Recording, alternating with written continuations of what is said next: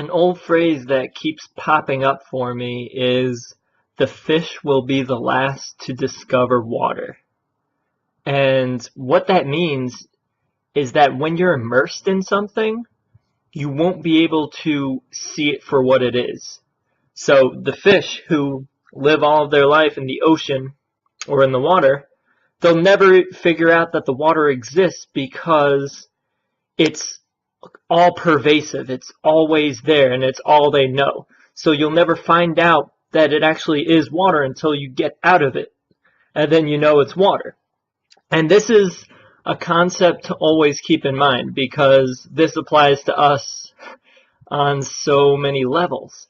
And we're not even aware of what our water is. Like what is this bubble of reality that we don't even know that we're immersed in? You know, there's so many of these. And there's obvious examples of this, like creationist Christians, people like that, or Scientology. Like the people that have these really laughably ridiculous belief systems, but since they're kept in this bubble and they never get outside of that bubble, they can't see it for how it is. They can't see how crazy it is because they can't get outside of it to actually look at it. And this applies everywhere. And it's also why travel really expands your perceptions and expands your mind too. Because you leave your culture and you see other cultures.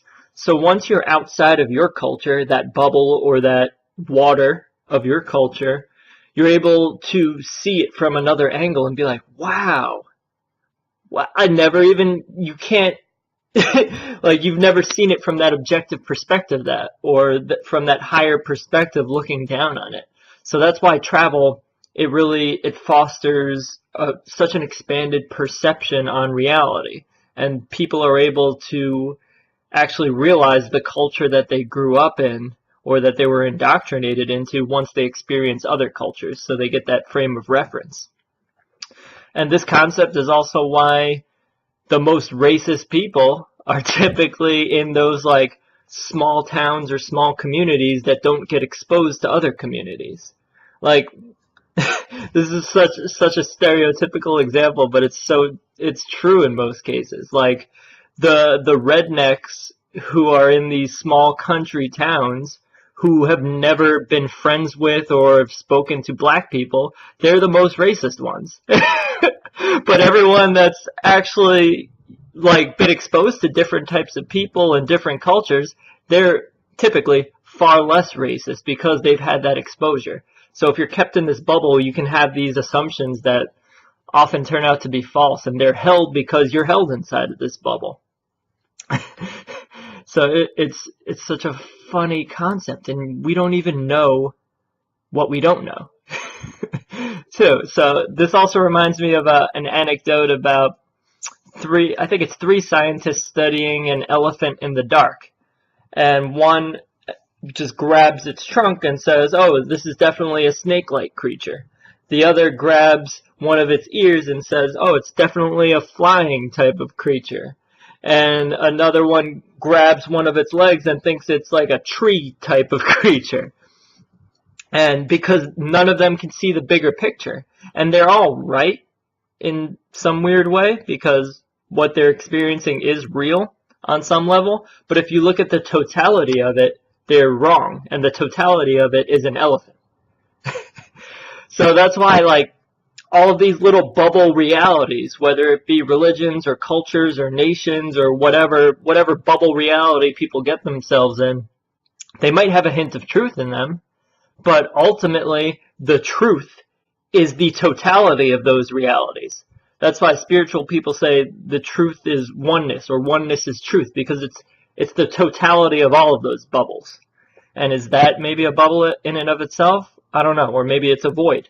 But that's more of a philosophical topic to address. So, and what if we could take an objective view on Western society, you know, as like a lot of indigenous tribes do that too. They take a look at Western society and they're like, this shit is crazy because they have that outside looking in perspective. And that's how we also will look at indigenous or native communities who will communicate with tree spirits and things like that and think they're crazy because we're in a completely different bubble reality, and our fundamental assumptions and the paradigms from which our reality is based upon is different. So it's hard to even view things outside of the bubble. And yeah, so like, what if we could view Earth from an outside looking in perspective? I try to do that all the time, and I'm doing that with the novel I'm writing. And if you could view Earth and humanity from that outside looking in perspective, you would be like, this shit is crazy. And it's like an insane asylum. It really is. If you have that perspective and you can look into it with the political system and wrecking our environment and constant war between humans, it's literally insane if you can take an objective look on it. Like if an alien was looking at what's going on in Earth, they would be like, this race is insane. Humans are insane. So it's a great thing to do to do that exercise, to just see which bubble you're operating in and to get yourself out of that bubble. So how to do this? Meditation is obviously a good way to do it, because that allows you to objectively observe your thoughts and objectively observe your emotions and things like that. Oliver, can you stop barking? And then also think anything to get you out of your comfort zone, like traveling too. Traveling will burst that bubble of your comfort zone and get you out of that culture that you were conditioned in and things like that. So anything that creates self-awareness and anything that gets you outside of your comfort zone will make you aware of the bubble that you're operating in, because we're all operating inside of these bubbles to some extent or to different extents. So that's how we'll figure out which bubbles we're in and be able to actually see it for what it is. So remember that the fish will be the last to discover the water. And what water are you in? All right? Peace, peace, much love, and one love.